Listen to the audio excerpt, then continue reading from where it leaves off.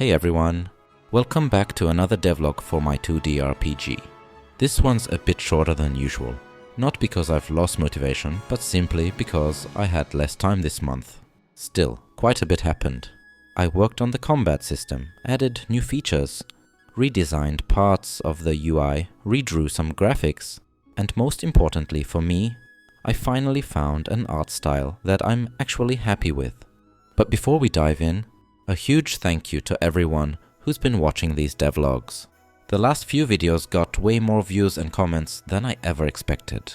And a special shout out to those of you who've come back and left comments across multiple videos.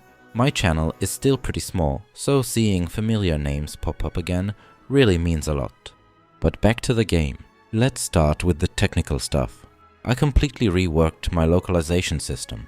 The game already supported multiple languages before, but the translations were hidden away inside the code. Not exactly ideal. Now all text is pulled from a nice, clean table. That makes it way easier to add new languages and test them, especially since I can now change the language live in-game without restarting. I also removed some old, abandoned systems and cleaned up the code overall. Not exactly visible changes, but the performance is definitely better. Then there's the combat system. I added a new action that triggers after the player defends. A supporting character steps in and uses an item to heal the player. It also acts as a small tutorial for the item system. The sprite I'm using here is just a placeholder. It's the female version of the main character for now.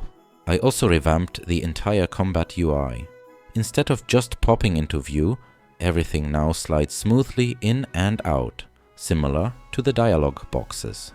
While I was at it, I also updated the dialogue boxes outside of combat to match the new UI style, so everything feels more cohesive now.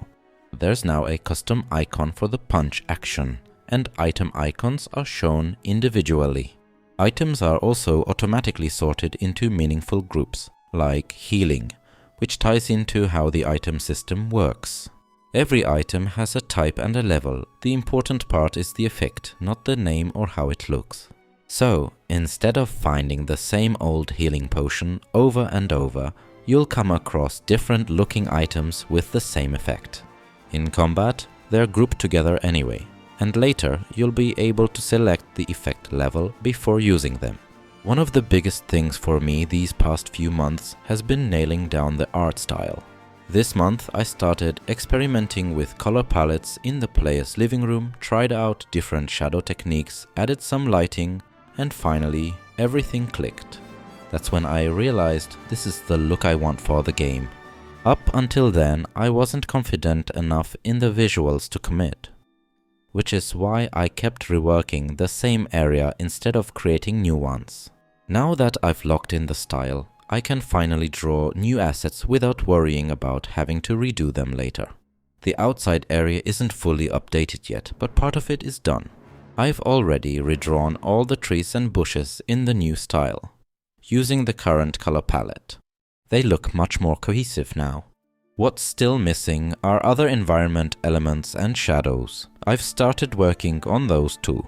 Some of them are even animated already, but the whole area isn't quite finished yet. I also updated the main character sprites, mostly just color adjustments.